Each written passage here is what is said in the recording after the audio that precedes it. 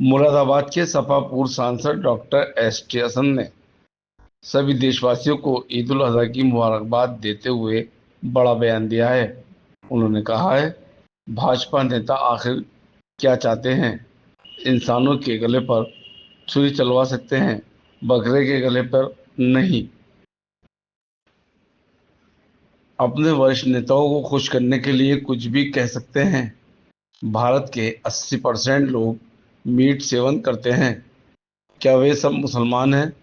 صدیوں سے ہمارے دیش میں قربانی کی جاتی ہے۔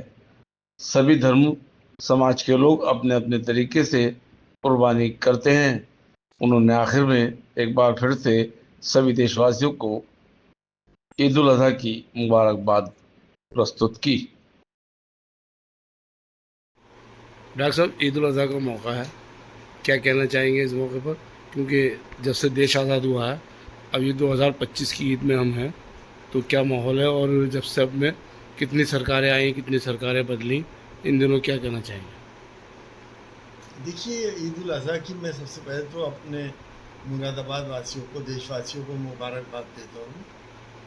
اور یہ عید جو ہوتی ہے، یہ بہت پرانا ریچول ہے۔ تقریباً 4000-5000 سال پہلے حضرت ابراہیم علیہ السلام نے اللہ کے بارگاہ میں اپنے بیٹے کی قربانی دی تھی، اور اللہ نے مانگی تھی۔ اللہ کی رحمت سے وہاں پہ بیٹا ہٹا لیا گیا، اور ایک دمبا جو بکرا ہوتا ہے وہ آ گیا جس کی قربانی ہوئی۔ وہ قربانی ہم آج تک کرتے چلے آ رہے ہیں۔ ہم اللہ کی شان میں، اللہ کے لیے ہم اپنی ہر چیز قربان کر سکتے ہیں۔ وہ جذبہ ہمارے اندر پیدا رہتا ہے، اور اس سے وہ جذبہ دکھتا بھی ہے۔ تو اپنی پیاری چیز کو قربان کرتے ہیں، اور جس کا حکم ہے کہ ایک اچھی جانور کو قربان کیا جائے، اللہ کی راہ میں ہوتا ہے۔ یہ قربانی صرف اسلام میں ہی نہیں ہوتی ہے، بلکہ سارے دھرموں میں قربانی کا چلن ہے۔ ہندو دھرم بھی، ہندو بھائی بھی اپنے مندروں میں بلی دیتے ہیں، بکرے کی بھی دیتے ہیں، بھینسے کی بھی دیتے ہیں۔ اور جگہوں پہ بھی یہ چلن اور مذہبوں میں بھی ہے۔ لیکن کچھ لوگ جنہوں نے ہندوستان کو اپنی جاگیر بنا رکھا ہے، ہندوستان میں تقریباً 10% لوگ ایسے ہیں جو یہ نہیں چاہتے کہ ہمارا پیار محبت سامپردائک سوہاد بنا رہے۔ انہیں کچھ نہ کچھ شگوفے چھوڑتے رہتے ہیں۔ اب انہوں نے یہ کہہ دیا کہ ورچوئل قربانی کریے۔ کیا آپ کیک پہ بکرا بنا لیے، کاغذ کا بنا لیے، اور آٹے کا بنا لیے؟ یہ کیا تماشا ہے؟ گڑیا گڈے کا کھیل تھوڑی ہو رہا ہے کہ ایسا کر لیا اور ویسا کر لیا۔ کون سا پالوشن ہو رہا ہے بکرے سے؟ وہ تو ایک بایو ویسٹ ہے۔ ہم اس کے خون کو دفن کرتے ہیں، اس کے باغی ویسٹ نگر نگم اس کو ٹھکانے لگاتا ہے۔ اس سے کون سا ایسا پالوشن ہے؟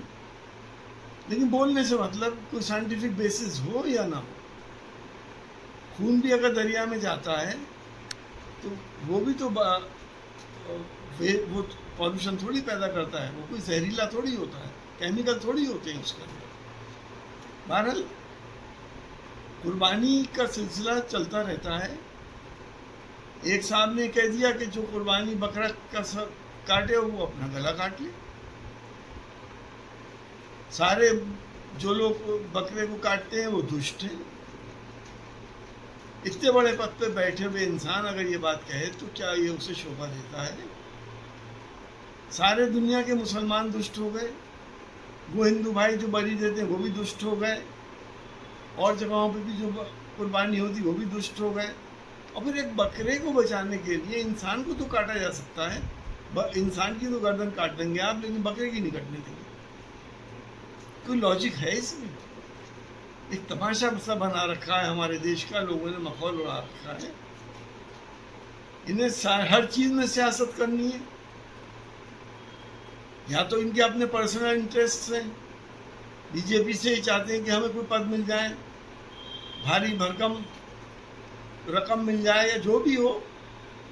لیکن اگر دیش کا سوہاد ختم ہوتا ہے، جو مجھے پکی امید ہے نہیں ہو سکتا، میں یقین سے کہہ سکتا ہوں، جس دن سامپردائک سوہاد اگر जब भारत में डॉक्टर साहब सभी धर्म समाज के आस्था का पूरा सम्मान किया जाता है, कानून में भी यही है, और वैसे भी लोग सबका सम्मान करते हैं, अब क्या नई बात हुई है?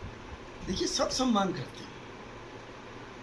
हम लोग मुसलमान लोग क्या हिंदू भाइयों के जितने रिचुअल्स हैं उसका सम्मान नहीं करते? क्या हिंदू भाई हमारे रिचुअल्स का सम्मान नहीं करते? ये तो चंद लोग हैं।